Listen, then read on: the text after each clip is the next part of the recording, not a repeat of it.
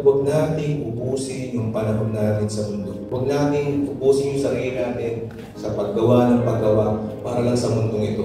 Gumawa tayo sa Panginoon. Kaya lagi, sinasabi din ng Bible, huwag kayo mag-invest sa mga bagay ng mundong ito na kung saan sisira, kakalawakin, pwedeng nakawin, pwedeng masunog, pwedeng masalala, maraming pwedeng mangyari. Hindi mag-invest sa Panginoon. Kasi sa Panginoon, walang mawala. Walang sasaya. Yung mga bagay na ginagawa natin sa mundo, mawawala, mabubulok, masisira. Pero yung ginagawa natin sa Panginoon, kahit kailan hindi mamamalayo. Hindi yan sasayang. Kaya meron tayong purpose. Kung saan natin gagamitin yung kalakasan. Pag binibigyan ka ng Panginoon ng mga bagay sa buhay mo, kalakasan, ano man yan,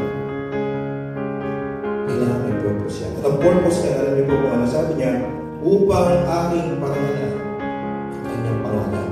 Kung may talent ka, napaparangalan mo ba yung Panginoon sa mga talento na mayroon ka? Kung may kakayahan ka tumulong, napaparangalan mo ba ang Panginoon sa mga magitan ng pagtulong mo? Kung marami kang alam, napaparangalan mo ba ang Diyos sa mga kaalamang meron ka? Alam niyo po, kung may kakayahan tayo, gamitin natin sa Panginoon.